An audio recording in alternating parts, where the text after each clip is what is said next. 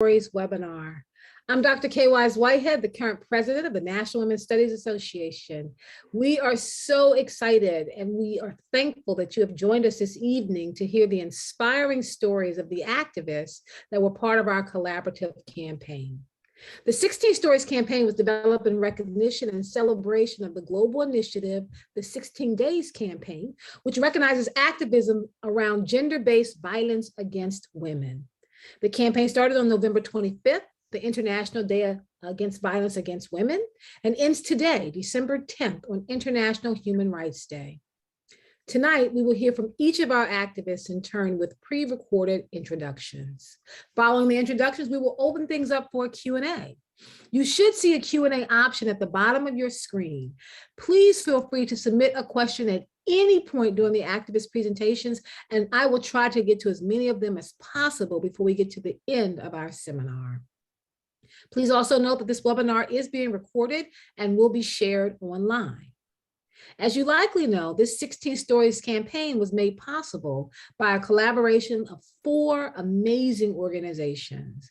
NWSA, we are the central host of this campaign, and we are pleased to collaborate with the Center for the Study of Women and Society at the Graduate Center at CUNY, the academic journal Feminist Anthropology, and the academic journal Women's Studies Quarterly. Thank you all for joining us in this initiative. Now I'd like to turn it over to Alex, who works with us in the NWSA office, to introduce our activists. Thanks so much, Kay. I'm going to share my screen.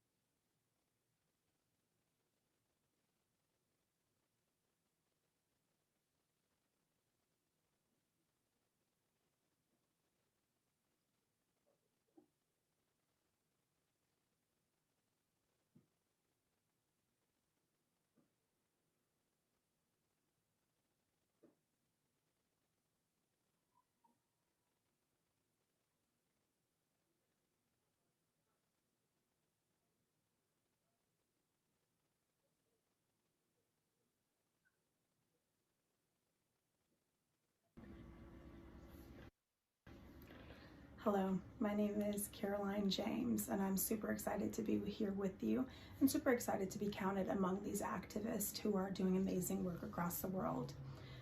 I can't help but start off, before I even talk about the Sojourner, with actually talking about a bit of my family. My mother is by far one of the most intelligent people I've ever met in my life, and she taught me so many things about Black feminism without her even having the language for what it was that she was describing. What that means to me is that a lot of the work that is in social justice and in feminism actually leaves the people out of it.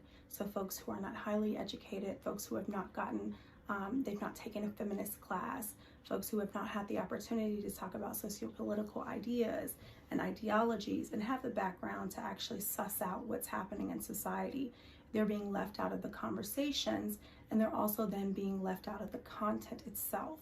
And so the Sojourner is really an opportunity to remedy this. It's an opportunity to make content about social justice highly interdisciplinary in that it involves connecting people and subjects and information that are not normally connected.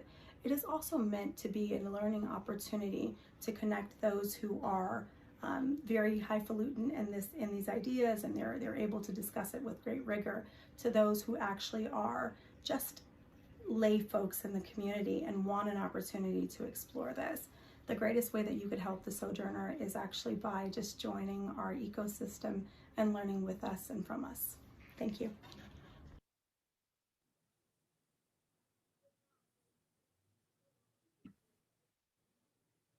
Hi, my name is Frankie Baines, and I submitted a story on behalf of the People's Energy Movement here in Salt Lake City. It's a collective of creatives and thinkers and just people who are really concerned about climate justice. So myself and a co-author, Colin Green, we wrote a piece and we began to ask a question of how can our stories, how can our art help us move the movement forward? We wrote an op-ed, and as we sat down to write it, we were going to just fill it with facts and all of those statistics and have it be really standard. And we realized that we really didn't think that was going to hit home. It's already been done. There's a lot of facts about how climate justice is a major issue that we need to be addressing right now so urgently. So we decided to pull instead on our heartstrings. And we wrote a creative piece. And that created a lot of momentum in our group. They read the piece and they were like, we can go ahead and also perform this. And we did so on the Capitol. So I want to pass it off to you all. How can your art, how can your creativity, how can your stories be momentum for the work that you all do in your movement building? Thanks again for sharing our story. You can find it on the website, and it's called Bitter Tea. Thanks so much.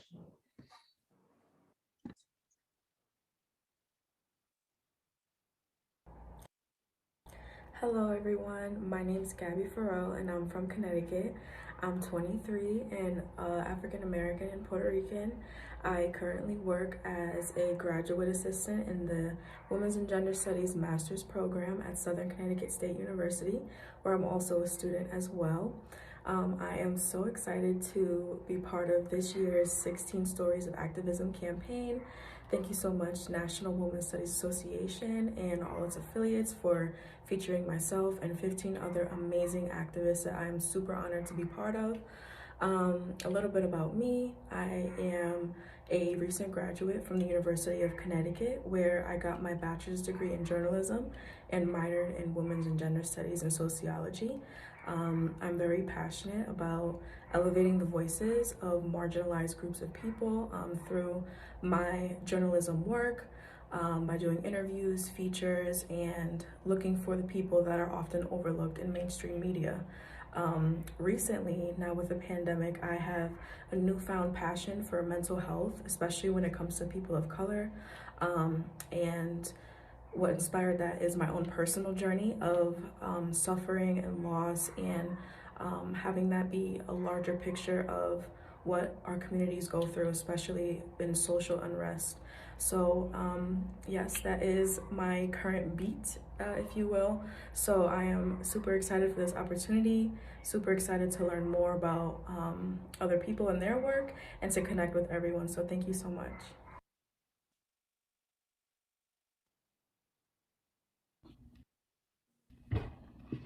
Hello everyone, this is Shampakthekar from Southern Connecticut State University. I am an assistant professor in Bangladesh. Right now I am on study leave. I'm so honored, I'm so glad to be here to share my poem. And my poem focus on the sexual oppression, violence, injustice against women, girls, your gendered bodies, and children worldwide. And being a feminist, being an activist, being a human being, I feel the urge to raise my voice against all the catalysts that makes our life upsetting. And my poem is a collection of stories. It is stories of Munia, who was in abusive relationship and committed suicide. It was a story of Arya, who was burnt alive. It was a story of billions of women who face sexual violence and assault in the public transport. It is a story of the Rohingya people who face and experience the systematic structural violence in Myanmar. And through my poem, I try to make them visible. I try to make their voice heard, and I believe that this story format gives me the opportunity within a precise word to relate what is going on even today. I mean, I want to talk about the sexism, racism, oppression, and social injustice. And that's all about my poem. Thank you.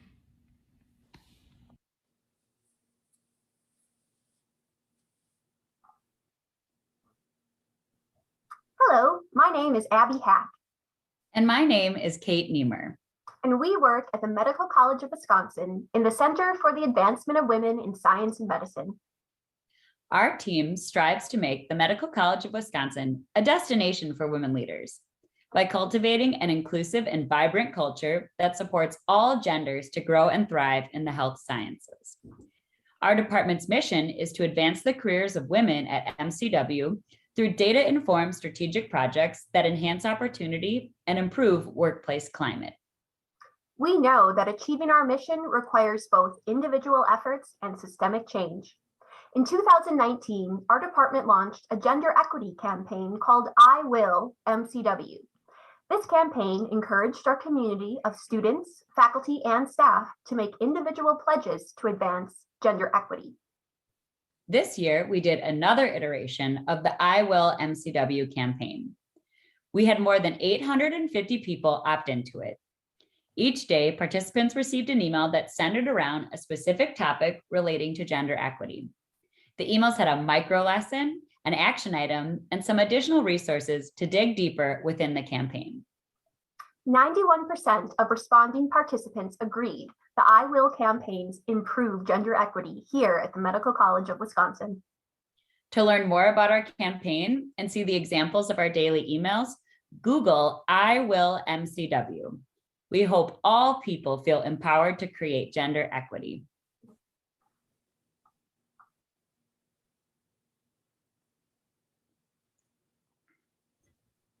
Good evening, and thank you. I'm honored to participate in this forum alongside all of these amazing activists. I'm privileged to work alongside many wonderful volunteers at the not-for-profit organization, Connect and Breathe. Connect and Breathe is an all-volunteer after-abortion support line. Volunteers offer free, anonymous, and affirming support to abortion patients and their loved ones. People can call to talk honestly without fears of judgment. Our Talkline volunteers hold space for people to process often complex emotions, thoughts, and circumstances. No matter why they called or what they tell us, we offer all callers respect, support, and connection.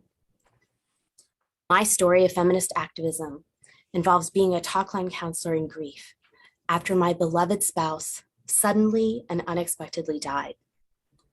My essay explores the burdens of stigma, judgment, and pain, alongside the gifts of connection and compassion. My story highlights the intensely personal ways in which political activism can be healing to ourselves as we offer healing to others. I'll close my introduction with the same words that close my essay. The world can be an unbearable place. To get through it, all we have is each other.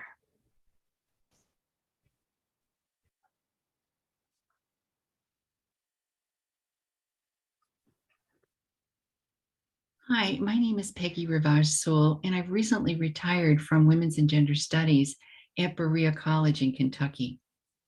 A couple years after I left the classroom, I traveled to Mexico to find out what was going on at the border with people trying to immigrate into the United States.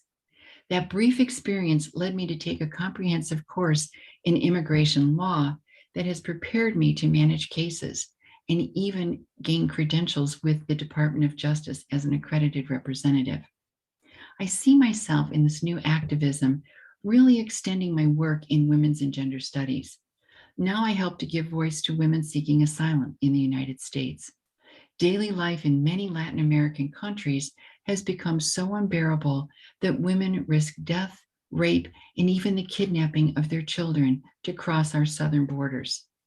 For those fortunate enough to cross the border, the process of securing legal residence begins, and that's where I step in and help families and their mothers.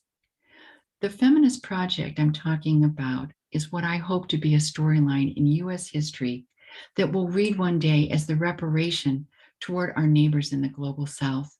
We are all connected one to each other. And for me, recognizing the collective kinship with women crossing the border is an essential part of my feminist activism. Thanks.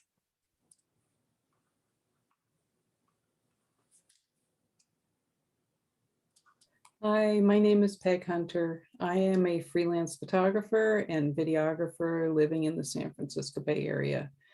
My work centers on social justice issues that are often related to environment, climate, or immigration. I work independently, but at the same time work closely with groups fighting the fossil fuel industry, also with Indigenous women working to protect the planet. I've also worked with groups that are active in protecting the rights of immigrants. I've documented causes of migration in Honduras and have volunteered with groups leaving water for migrants in the Arizona desert. Earlier this year, I jumped at the opportunity to travel to Minnesota with the group 1,000 Grandmothers for Future Generations. The purpose of the trip was to stand with the Indigenous women-led groups fighting the Line 3 tar sands pipeline. One of the most powerful things to come out of our trip was the connections created between numerous groups of grandmothers. Indigenous Lakota grandmothers from South Dakota, Anishinaabe grandmothers from Minnesota, and non-Indigenous grandmothers from the Bay Area and the Twin Cities. I know that some of the connections that were made have continued to develop in some really profound ways, and I feel incredibly inspired as I see some of this unfold. Thanks so much.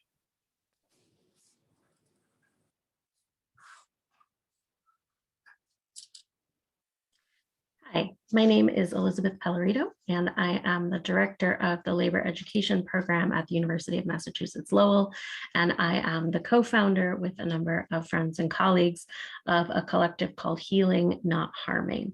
We are a group of union organizers and labor educators who are opening up space to talk about trauma within the labor movement through a series of facilitated conversations.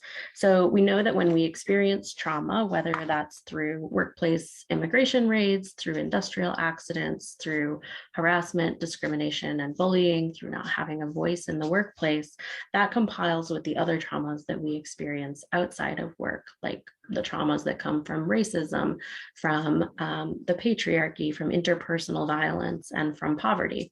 And we know that the impact of trauma is to isolate and dehumanize us. So we bring people together to reimagine our trade unions and our workers' organizations in order to imagine new ways of organizing that can help to heal this isolation by engaging with tools that bring us together. So things like consent-based collective action, collective visioning, radical joy, and opening up also a space for organizers and union activists to think of themselves as workers as well. You can join our mailing list and find out more at healingnotharming.org. And thank you so much. We are so excited to be part of this event.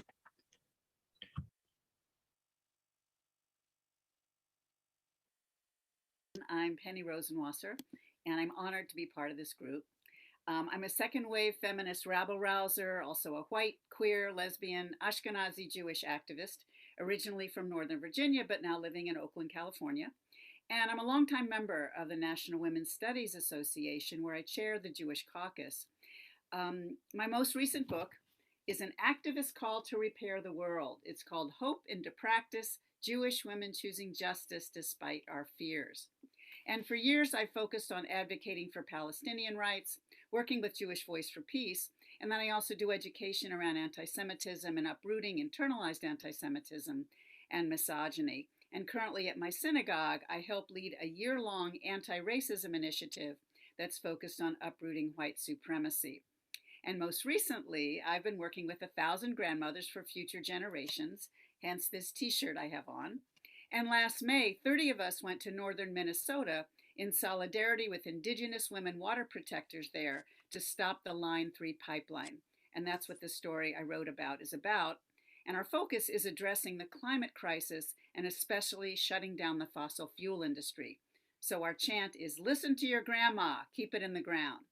For more info, go to 1000grandmothers.com or Stop Line 3 or pennyrosenwasser.com. Thank you.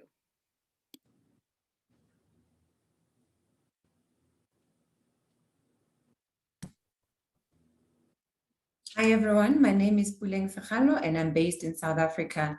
The work that I do together with a collective of women called the Intuthuko Embroidery Collective is that we look at and are interested in the everydayness of gender-based violence, the ways in which it affects women. One of the ways in which this happens is that it happens in the public spaces where women do not feel safe walking in the streets alone because they are always at the mercy of, or there's always this possibility that they may be attacked while they're on the streets.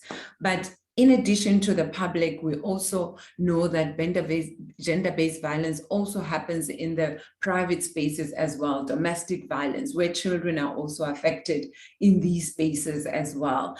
And with this, because for some, there aren't any avenues or safe spaces for them to speak, to report, to share what's happening to them, it leads to silence. So silencing where one does not have the voice to speak to what is going on in their lives. And to this end, we having a call for action, if you will, where we're saying it requires collective action, it requires solidarity, where we need to come together and to say, not in our name, that our communities and our families have to be safe for all women to be able to feel safe within their communities. Thank you.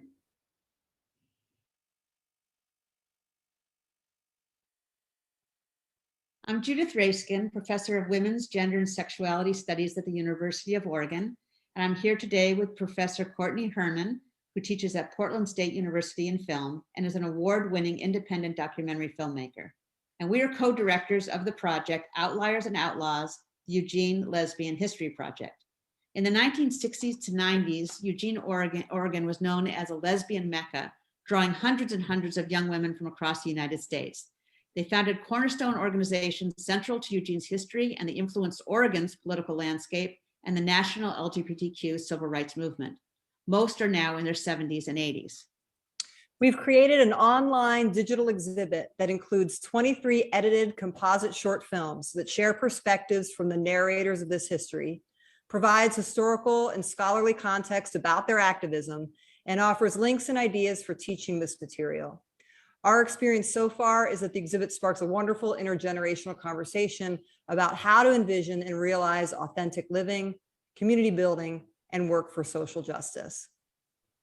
Artist and photographer T. Corinne wrote, "The lack of a publicly accessible history is a devastating form of oppression. Lesbians face it constantly." We have used this quote as our guiding principle to preserve this lesbian history and to make it publicly accessible. We're pleased to be recognized by 16 Stories of Feminist Activism for this work, and we invite you all to visit the Outliers and Outlaws digital exhibit. Thank you. Thank you.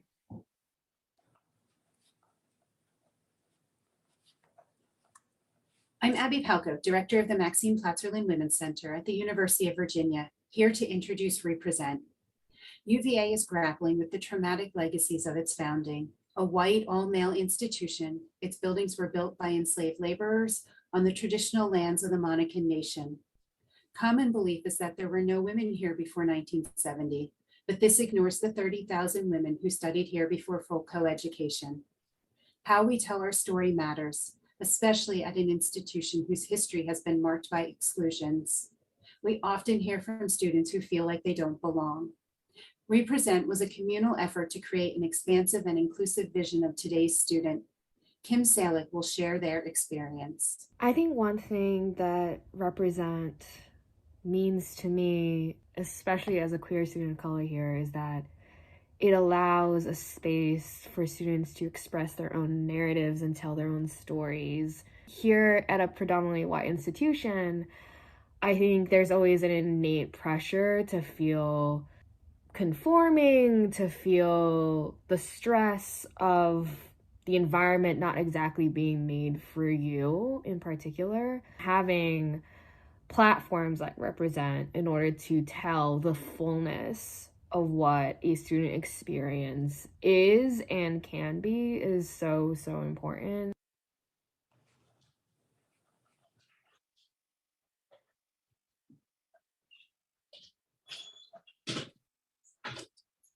I am Sara Caterina Mota, proud indigenous mestiza, Colombian Chibcha, Eastern European Jewish. Celtic descent, living, loving, writing, re-existiendo in the unceded lands of the Awabakal and Worimi here in so-called Australia. I come to you from the midst of the ongoing systemic trauma against race and feminized bodies of my daughter's own trauma and pathologization, where I just have come from in a taxi. And so my work to support ourselves as race and feminized mothers, women, and kin to healing liberations, to emancipation as homecoming is something that is lived, loved, enfleshed in my work as words and the making of healing liberation projects in thought, in spirit, in body, and in relationship. I'm really honored to be participating in this 16 Days Against Violence. And with my poem, I teach my children. Blessings to you all, and with deepest thanks for your receiving and listening to me and my work.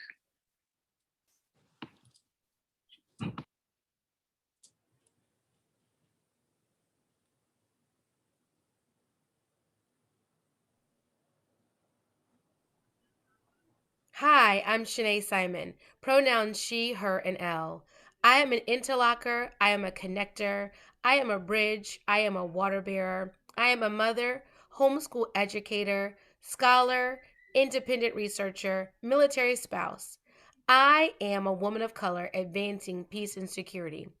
I am the founder and CEO of S.H.E Collective LLC, an organization redefining and rethinking women's peace and security for girls and women at the intersection of spirituality, healthcare, environment, and education. I am humbled to join 15 phenomenal feminists during these 16 days of activism. I invite you to follow my work on Twitter and Instagram at S.H.E L Simon or visit me online at SheneSimon.com. Continue to advance peace and security for women and girls.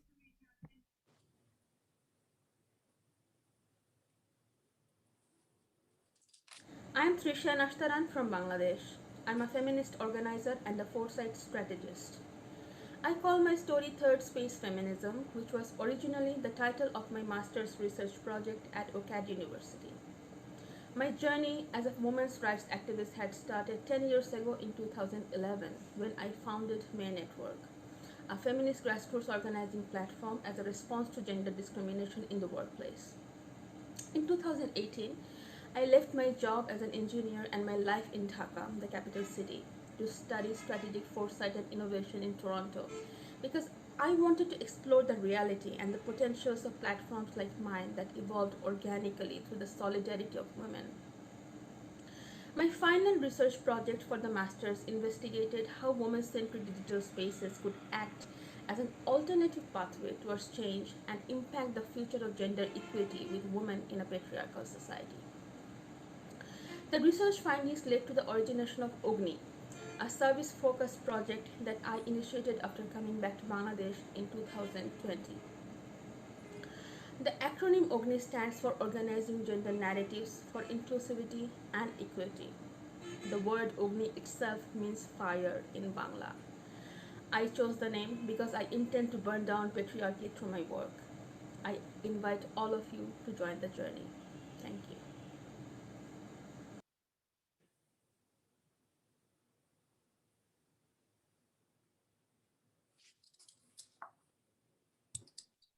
Thank you, everybody, for your wonderful introductions, and we'll hand it back to Dr. Whitehead for the Q&A.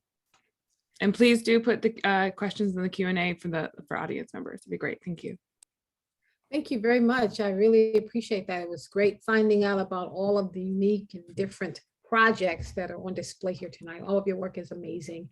I wanted to invite you to put a question in the Q&A box that's at the bottom of the screen, and open questions, I'll share them out.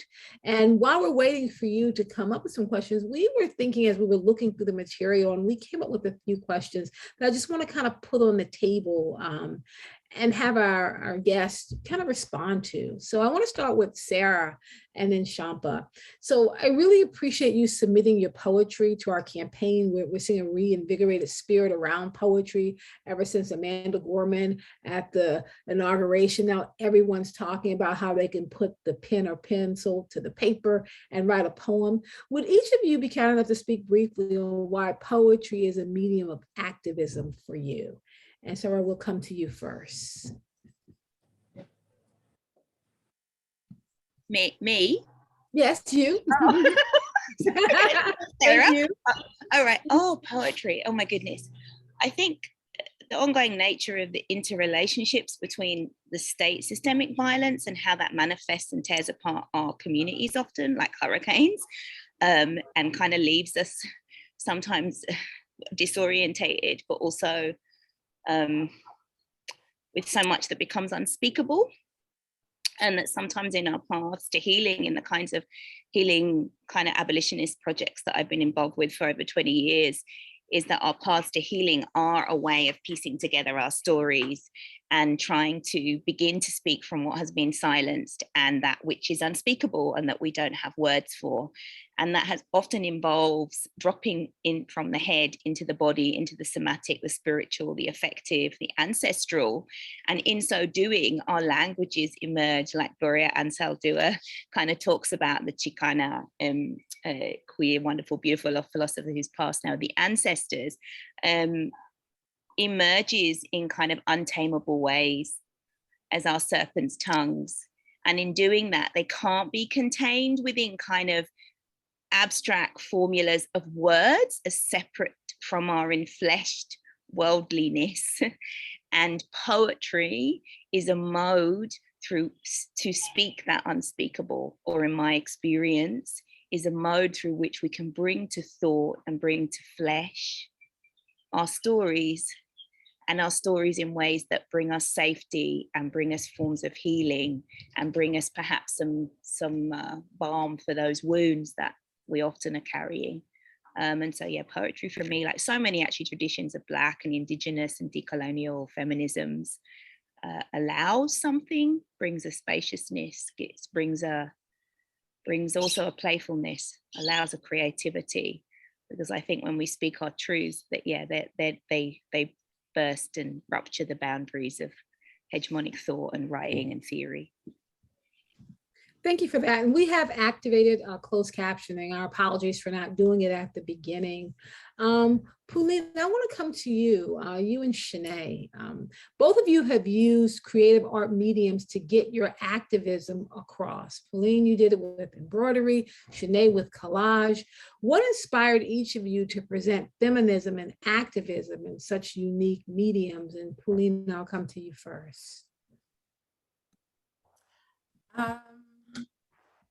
Thank you very much. And I think I'm just gonna take from the observations and the reflections that have just been made in terms of the importance of creating space for the hidden transcripts, for the unspeakable to be told. And what we find is that with the visual narratives, and in my case through embroidery, it allows for that, but also it allows for the possibility of collective reflection as well, because with the work that we're doing it as a collective of women. And also I think what's important as well is this idea of who can produce knowledge, right? Who's the expert and who is the person who's receiving the knowledge. And with the making of embroidery using a skill that already exists within the community, we're moving beyond the boundaries of what academia allows us, but also just visually representing the many ways in which gender violence manifests within society, and taking it from just being viewed from a singular lens, if you will, but also just showing the everydayness of it and the multiple ways in which it manifests. And there is a very powerful appeal when one uses visual methodologies, and how the viewer can also be able to interact with the artwork and come up with their own interpretation of what the story, the visual story is saying, and give it their own meaning as well. So it allows for that multiple interpretation. Thanks. Thank you. And then S.H.E, I'd like to ask you the same question about your choice of the medium of collage. Thank you, Kay, for that question, Palang. I think you hit it right on in terms of like it's multidimensional. I think, you know, when people ask like, well, what are you involved in? What are you doing? Like, it's so hard to explain that sometimes in conversation.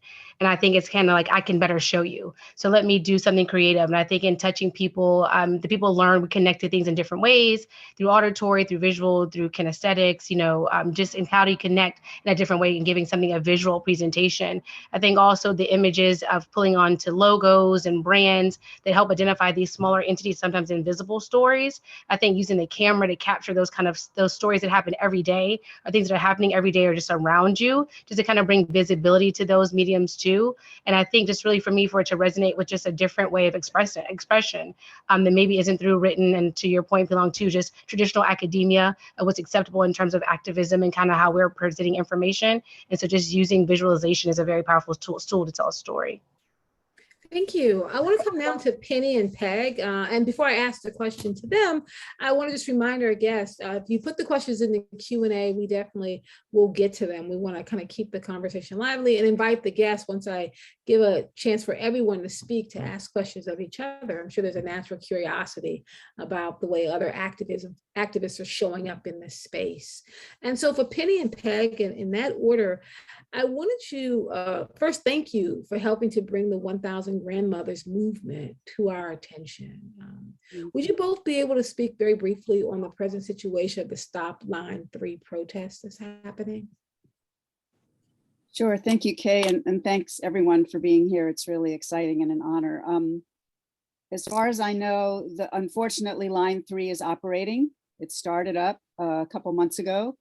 There's still a struggle on the ground to try to stop it. Frankly, I've been really saddened and horrified that Biden hasn't stopped it, because he did stop the Keystone XL pipeline. And the fact that he appointed Deborah Haaland as the Secretary of the Interior, I would have thought he would have done that.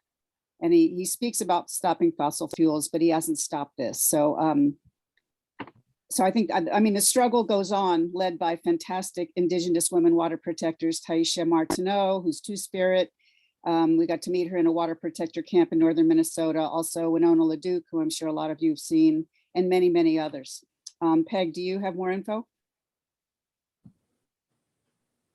I don't have more info on the pipeline, other than that I know that the oil is flowing now. But the camps that we visited, a number of them are continuing today, and what there's serious trauma involved with the women that put a lot on the line. I mean, locking themselves to equipment, multiple arrests, and, you know, a criminal justice system that's gone crazy up in northern Minnesota.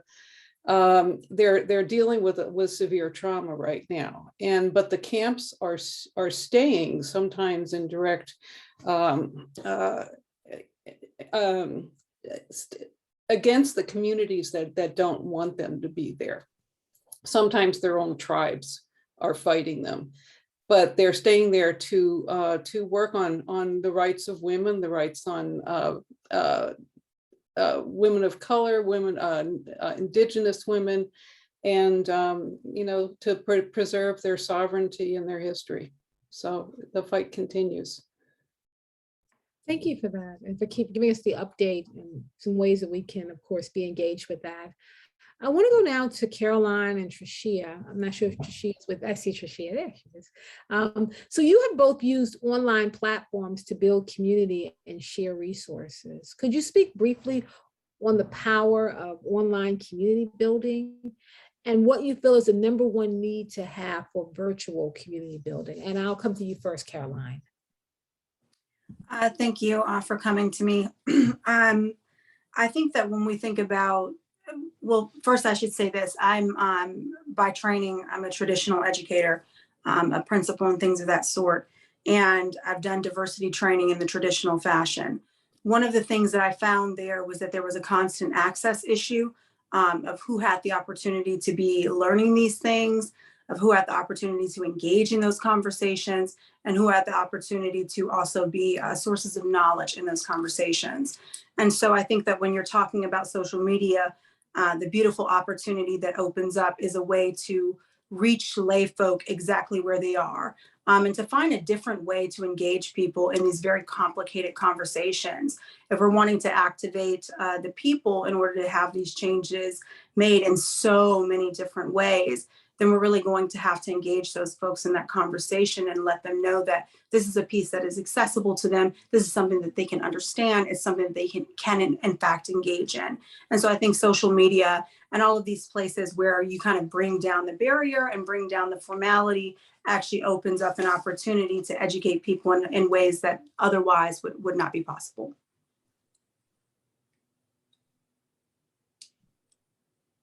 And Trishia, I'll come to you. Okay, so in my case, having access to the internet was extremely remarkable because in Bangladesh, spaces are extremely gendered. Their physical spaces and time are defined for men and women, and heteronormative. So when I started my platform, I was looking for a safe space to be able to ask difficult questions that everyone was rejecting. And after 10 years, we managed to create a community of 7,000 women from different walks of life who speak the same language. I would not have been able to do that if I did not have the access to internet. And same goes for all other women who have been creating this community. What we have been doing is, we have been receiving lots of backlash from different sectors. People try to call us kind of unnecessary activists who are keyboard warriors, like to change the world by sitting in their homes and just telling their stories. But what I have seen over the years is that our stories have acted as the testimony of our reality. Because from the society I come from, women, especially urban women from middle class background, they are taught to stay silent when any kind of violence happens to them. And digital spaces gave them that anonymity and that access to be able to tell their stories. And when they tell their stories in a space where no one is able to stop them, that creates a pathway towards seeking help and seeking some way to change. So I think digital space has been acting as a very powerful tool in creating change in feminist landscape of Bangladesh, where feminism is kind of the F word. But at the same time, it also creates some sort of digital divide, because these spaces are only accessible to people who are digital literate and who have the resources to access the places. So we have been also trying to create some sort of awareness, literacy, and access to people who are still beyond these boundaries of digital spaces. So I would say yes, things are changing in a rapid and radical way, but we also have a long path to go. So yeah, I'm hopeful, and let's see, looking. Thank you, Trishia. I want to come back to you, Shampa. I put a question out earlier, but I wanted to give you a chance to answer, to talk about your poetry as your medium for activism. And have you kind of expand on that before I go to the MCW and UVA? Thank you. Literally, poem has a power, like with the precise word, you can narrate a big picture of so many stories.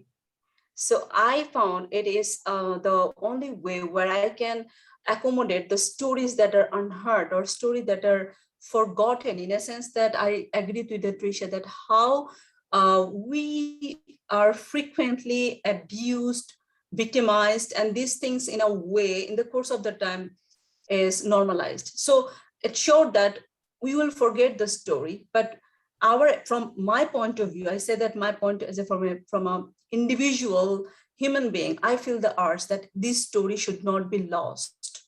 This story must be heard so that we feel we can, in some way, feel the universal appeal of this kind of activism, So from my point, poem itself is a story, itself is a weapon, itself is a activism that you can carry on all through your life. Thank you so much. With the MCW and UVA teams, and I'll have MCW start, you both created campaigns that engage with the student bodies at your respective universities. Would you be able to briefly address why collaborating with students was so important and how you went about successfully engaging with the student body? Hi, thank you so much for having us here. So yeah, my name is Kate. I'm with the Medical College of Wisconsin team. And to answer your question, I think it's something that was really important to us to make sure student voices were heard. So we conducted focus groups with different groups on campus to make sure that we were hearing from them. At the Medical College, we have a number of schools within our institution, including a school of pharmacy and our graduate studies schools and so on and so forth. So we wanted to make sure we were hitting in all those different groups and connecting with student leaders to make sure that student voices were being heard and that all were being engaged. But it's also when I think big scheme about it, it's something that we need to keep doing better and more of, engaging students. This particular campaign, our participations were heavily faculty and staff. And I think that's a good message for us to make sure we're pushing to engage students more and making sure, especially in this virtual time, that we're building a sense of belonging for all people and for our students who might not feel that in the same way because they're new to our community. I don't know, Abby, if you have anything else you want to share. Just that it's really important to remember that our students will eventually be the faculty and maybe the staff at these institutions. So to start them with a basis of gender equity and having them included when they're students, hopefully they'll bring that on with them further on in their lives.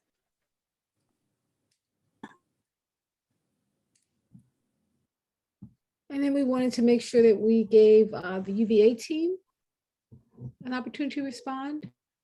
Great. Thank you. Kate, I almost jumped in because I'm also Abby.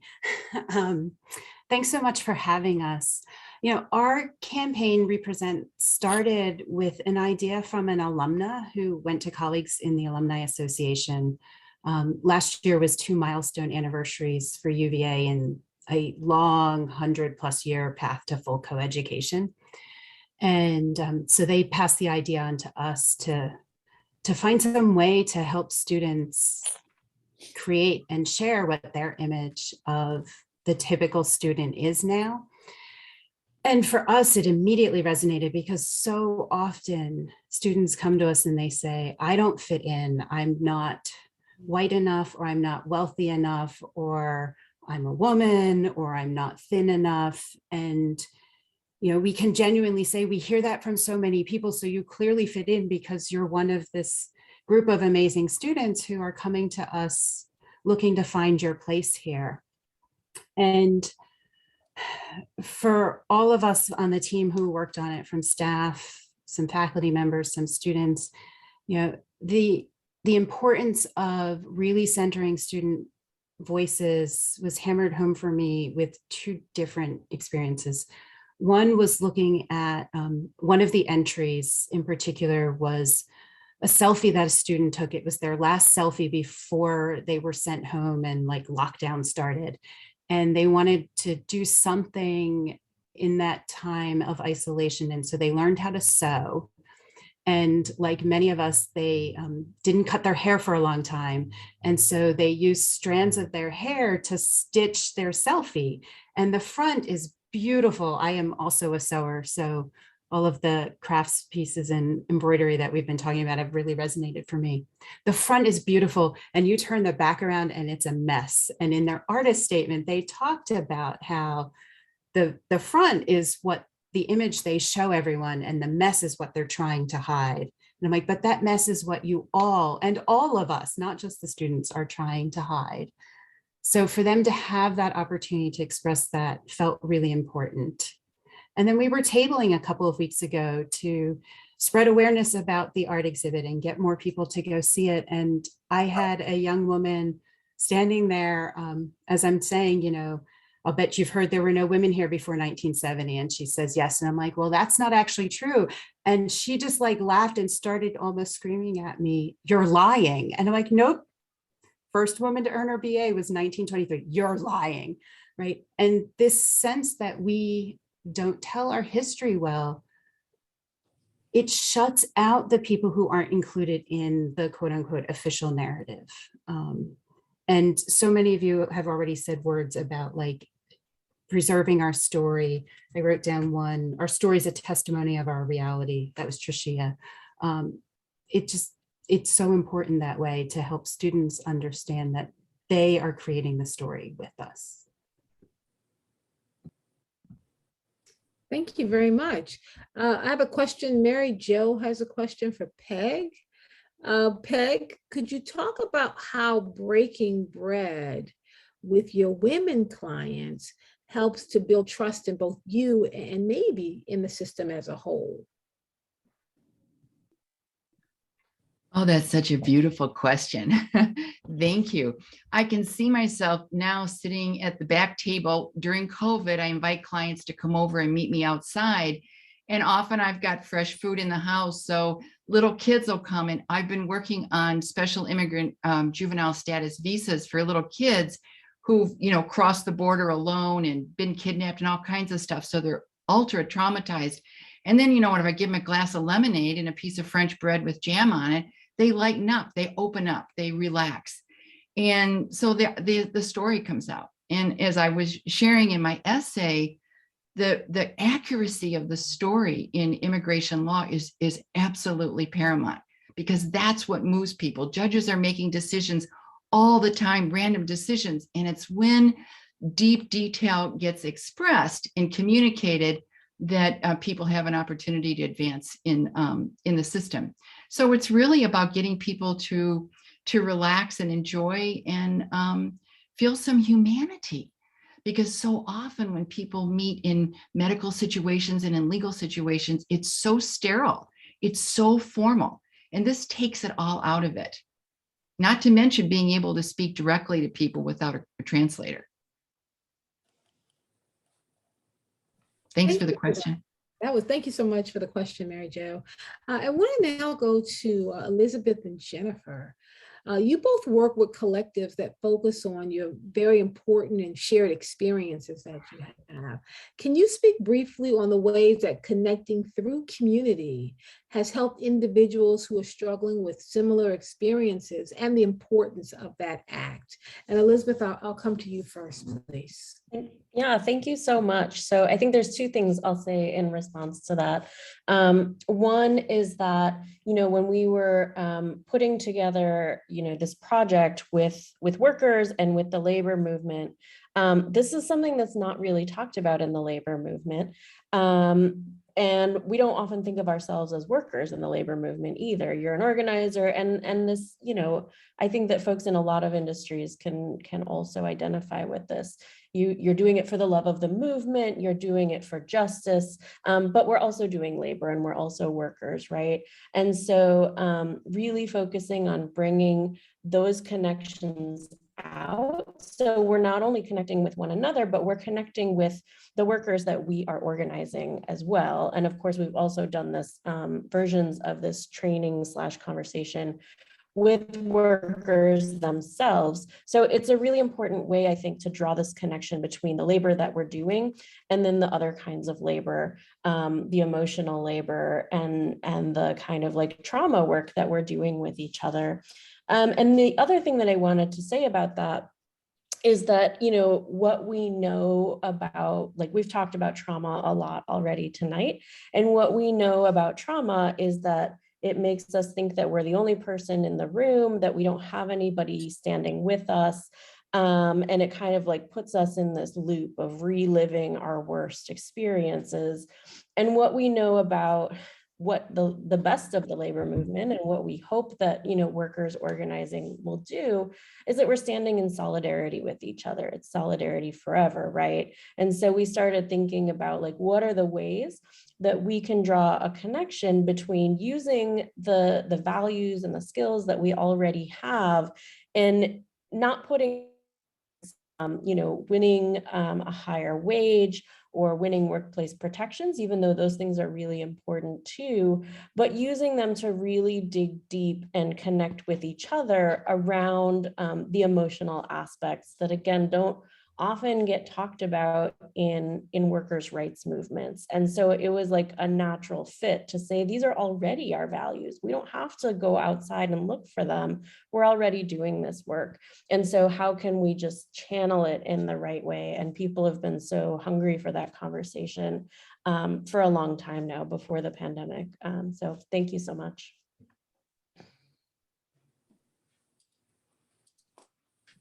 That was really beautiful and such a lovely move right into what I would talk about having space for people to talk about and, you know, hunger to be able to share, you know, their experiences.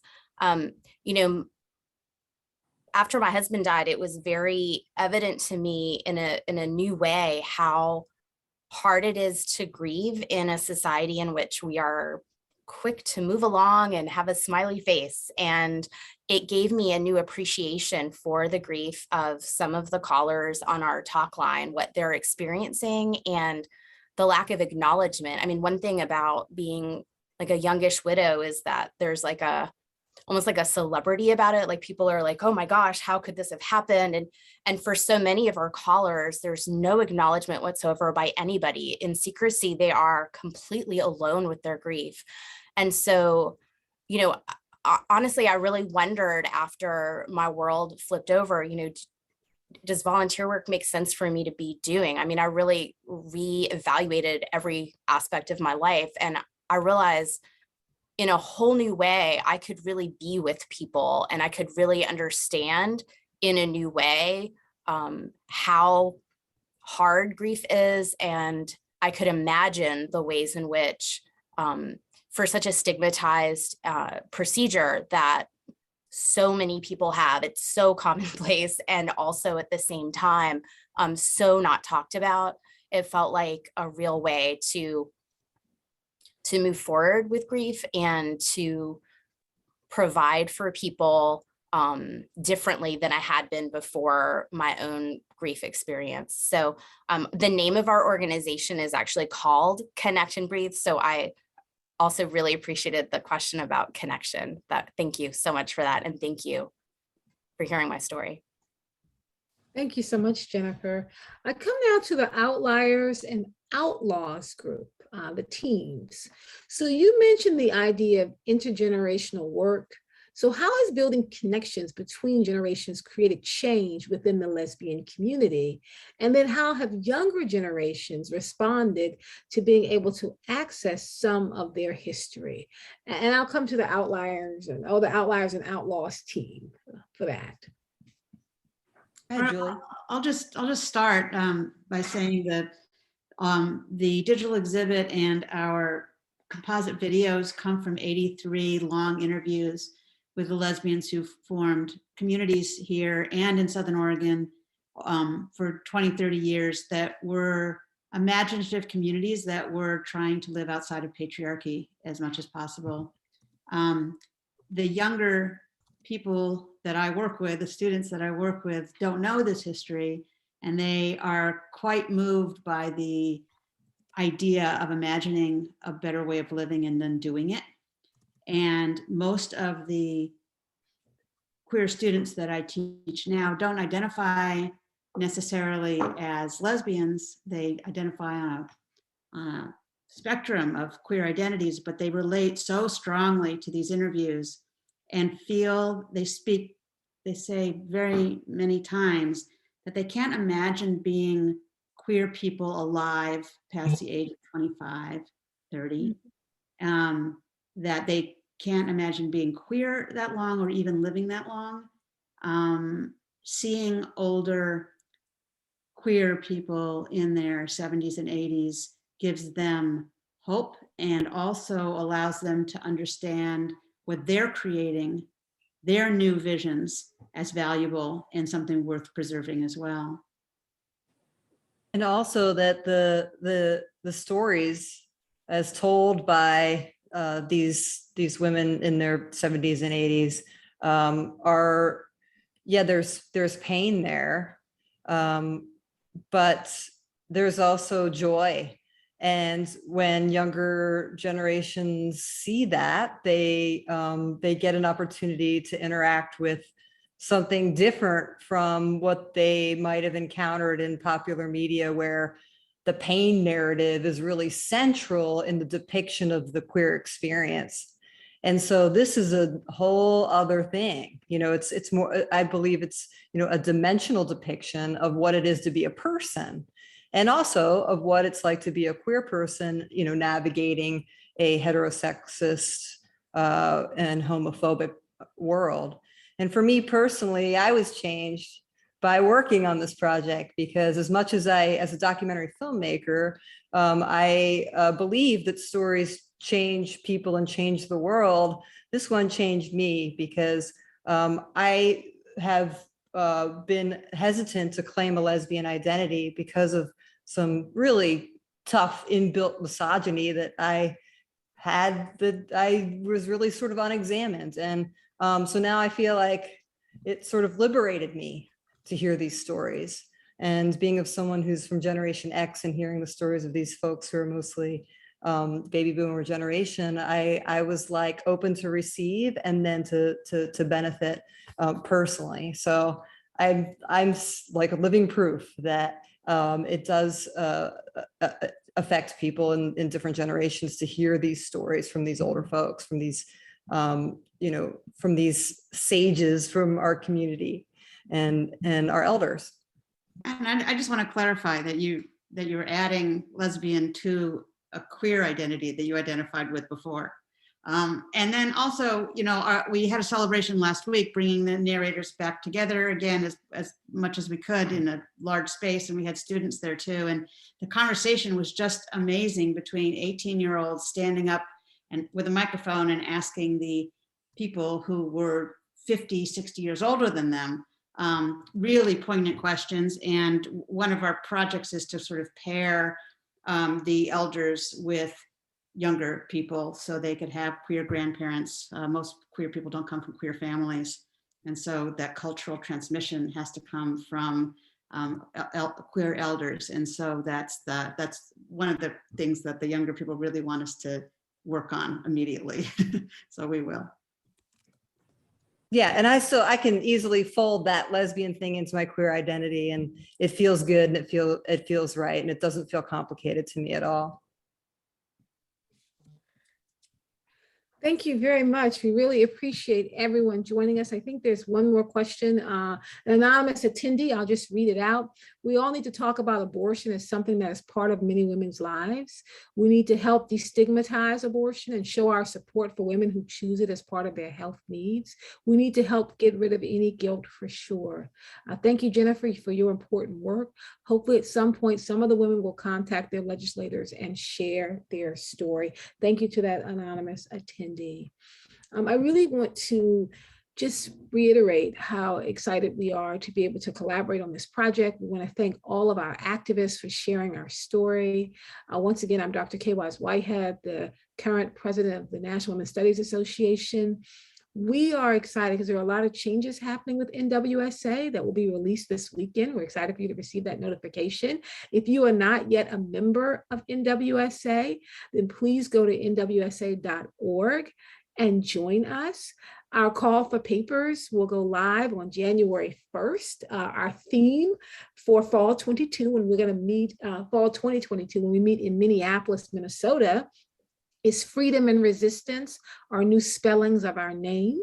sharing our stories, our lives, our struggles, and ourselves. We believe that 2020 was a year that asked a lot of questions. Like Zora Neale Hurston said, 2021 was a year that answered a lot of questions. And we believe that in Minneapolis in the fall, 2022 is a year we tell our stories about the questions that we answered. So I am excited about that and everything we have planned for 2022, for our upcoming kitchen table talks, to our PAD conference, to a lot of big changes. So keep your eye on your email this weekend for a notification about a lot of exciting things that are happening. I want to end by thanking Jen Ash, our interim executive director, for everything that she has done to make tonight a success, and everything that she has done every day to keep NWSA moving forward. She's a quiet giant, and we appreciate that.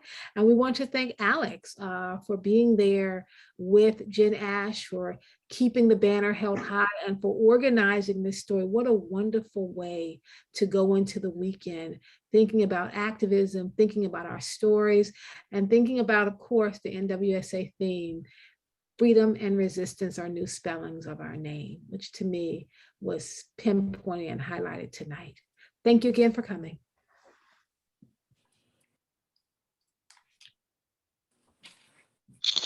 Thank you all so much. We'll close out and have a great night, everybody. Thank you. Thank you. Have a good night. Thanks. Thank you. Thank you. Thanks, everybody.